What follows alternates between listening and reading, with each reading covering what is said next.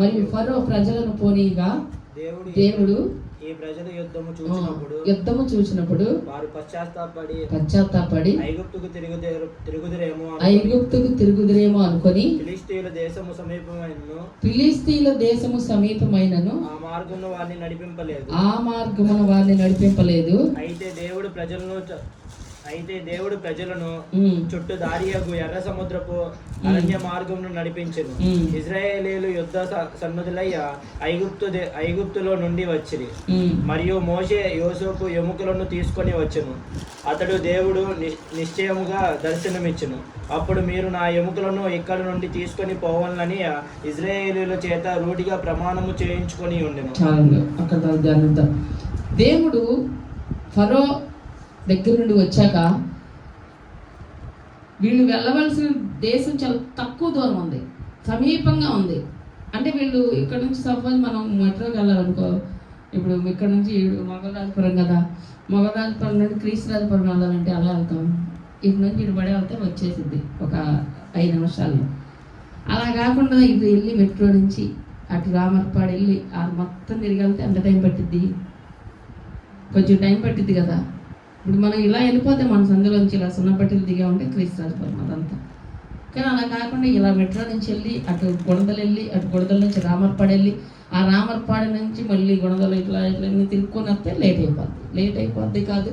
దేవుడు యొక్క ఉద్దేశం, దేవుడి యొక్క ప్లాన్స్ చూడండి. వీళ్ళు ఒకవేళ ఆ ఫిలిష్తీ దేశం మీద నుండి వెళ్తే వీళ్ళకి దగ్గరే, వీళ్ళు అనుకున్న పాలు తేనెలు ప్రవహించే దేశం. కానీ దేవుడు వీళ్ళు అక్కడ వెళ్తే వాళ్ళు యుద్ధం చేస్తారు. వాళ్ళు యుద్ధం చేస్తే వీళ్ళు చూసి అమ్మో మేము అనవసరంగా వచ్చాము, దేవుడు మమ్మల్ని అనవసరంగా చంపేయడానికి ఇక్కడ తీసుకొచ్చాడని మళ్ళీ వీళ్ళు ఎక్కడ వెనక్కి వెళ్ళిపోయి ఈజిప్ట్లోకి వెళ్ళిపోతారని దేవుడు ఏం చేశాడంట, వాళ్ళు నా దేశంలో వాళ్ళు భయపడతారని. దేవుడు చూడండి ఎంత కాపాడతాడు, ఎంత బాధ్యత ఆయనకి. యేసుప్రభు ఒక మీటింగ్ పెడతారు కొండ మీద ఒక మీటింగ్ పెడితే అక్కడ 3 రోజులు వాళ్ళు ఏం చేస్తారు, అక్కడే ఉండి మనం 3 రోజులు ఆయన పాదాల దగ్గర ఉన్నాము, దేవుడి సన్నిధిలో ఉన్నాము, అక్కడే ఉండి వాళ్ళు కూడా వాక్యం వింటారంట. వాక్యం అన్నాక వాళ్ళు వెళ్ళిపోతుంటే దేవుడు ఏమంటాడు, శిష్యులు వచ్చి అయ్యా వీళ్ళని తొందరగా పంపించేయండి, వీళ్ళకి భోజనం లేక వాళ్ళు నీరసించిపోతున్నారు, వీళ్ళు ఎక్కడో చోట వెళ్ళి భోజనం కొనుక్కొని వాళ్ళే తింటారు అని అంటారు. అప్పుడు యేసయ్య ఏమంటాడు తెలియదు ఎవరికి, మీరే వాళ్ళకి భోజనము సిద్ధపరిచిరి అంటాడు. అంటే అక్కడ అంతకుముందు ఒక మాట అంటాడు, ఇప్పటికి 3 దినముల నుండి వీళ్ళు నా యొద్దే ఉన్నారు కనుక నేను వీళ్ళ మీద కనికరపడుచున్నాను. ఈ మాట అండర్లైన్ చేసుకోవాల్సిన మాట, గుర్తుపెట్టుకోవాల్సిన మాట. దేవుని పాదాల దగ్గర, దేవుని సన్నిధిలో ఎక్కువగా గడిపే వాళ్ళ మీద ఏమొచ్చిందండి? దేవుడు కనికరం దిగి రావాలంటే దేవుడి పాదాల దగ్గర ఎక్కువ సమయం ఉండాలి. అలా వచ్చి గురుకులు పరుగులు పరిగెత్తి ఎప్పుడు పారిపోదామా, ఎప్పుడు వెళ్ళిపోదామా, ఎప్పుడు ఫార్మాలిటీగా వచ్చేసేసి ఫార్మల్గా అవ్వగానే కనీసం వందనాలు కూడా చేయకుండా, కనీసం దేవుడి సన్నిధిలో కాస్త ప్రశాంతంగా కూర్చొని ధ్యానించకుండా, విన్న వాక్యాన్ని బట్టి దేవుని స్తుతించకుండా, అర్థం చేసుకోకుండా, గ్రహించకుండా, అసలు ఏమీ ఆలోచించకుండా, దైవంతో సహవాసం కలిగి ఉండకుండా, సేవకు అక్కడున్న విశ్వాసులతో సహవాసం కలిగి ఉండకుండా, కష్టకాల విషయాల్లో ప్రార్థన విషయాల్లో మాట్లాడకుండా, ఏమీ లేకుండా అవ్వంగానే పలికు ఇక ఏమి సంబంధం లేదా అన్నట్టుంటా వాళ్ళ మీద కనికరం రాదు. వాళ్ళు 3 రోజుల నుంచి వాళ్ళ పాదాలు దేవుని దగ్గర కూర్చొని ఆయన బాధ వింటున్నందుకంట దేవుడు అంటున్నాడు, ఇప్పటికి 3 రోజుల నుంచి వాళ్ళ నా పాదాల దగ్గర ఉన్నారు, ఇక్కడే ఉన్నారు, వింటున్నారు, వాళ్ళ మీద నేను కనికరపడుచున్నాను, వాళ్ళకి మీరే భోజనం పెట్టండి అన్నాడు. దేవుడు పాదాల దగ్గర పడి ఏడితే ఆయన కనికరం దిగొచ్చింది. వచ్చాక దేవుడు కనికరాన్ని బట్టి మన జీవితాల్లో గొప్ప అద్భుతాలు జరుగుతాయి. ఆ ముగ్గురు క్షమించిన ఆ 3 దినాలు ఉన్నందుకే దేవుడికి వాళ్ళ మీద అంత కనికరం వచ్చేసి వాళ్ళకి అసలు లేదు, అక్కడ ఫుడ్ లేదు, అవకాశమే లేదు, కానీ దేవుడు అద్భుతం చేశాడండి.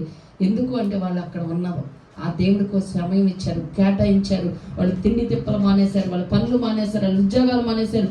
వాళ్ళు ఏదైతే ఉందో లాభసాటిగా అన్నీ వదిలిపెట్టేసి ఆయన పాదాల దగ్గర ఉండి ఆయన బాధ విన్నారు. కాబట్టి దేవుడు వాళ్ళ పట్ల కనికరం చూపించి గొప్ప కార్యాన్ని చేశాడు. ఎవరి మీద దేవుడికి కనికరం దిగిద్దంటే దేవుడి సన్నిధిలో ఎక్కువ గడిపే వాళ్ళకి, దేవుడి పాదాల దగ్గర ప్రార్థనలో, లేదా దేవుడి మందిరానికి వెళ్ళినప్పుడు ఈ దేవుడి సన్నిధిలో సహవాసం కలిగి అన్నీ నష్టపరుచుకుని దేవుడి సన్నిధిలో పడి అడిగితే అవి వచ్చారు. దేవుడి కృప. కొంతమంది వస్తారే వెళ్తారు, ఎందుకు ఆదరించుకోవడానికి.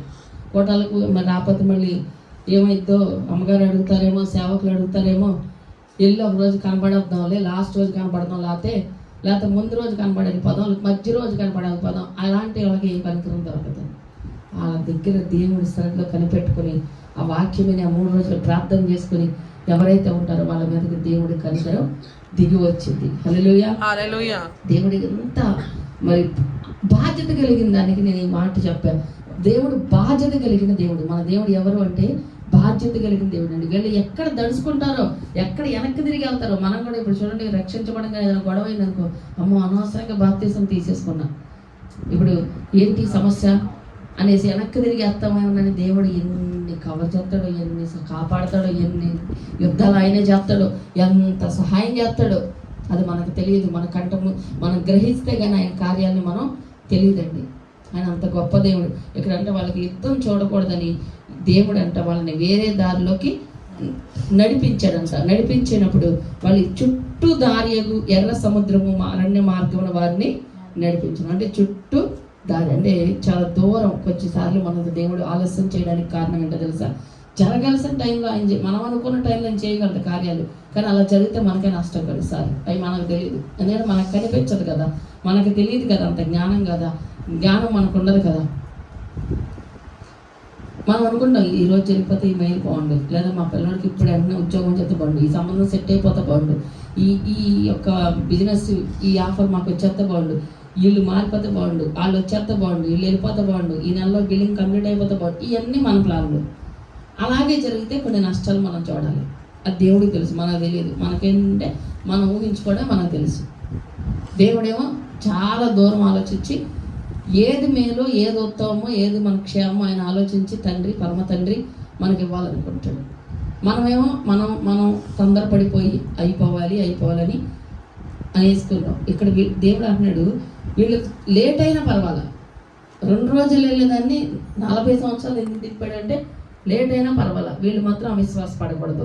లేట్ అయినా పర్వాలేదు, వీళ్ళు మాత్రం యుద్ధం చేసి భయపడకూడదు, దడియకూడదు అని వాళ్ళని ఏం చేశాడంటే చక్కగా మొత్తం లేట్ అయినా నిదానంగా తీసుకెళ్తున్నాడంట.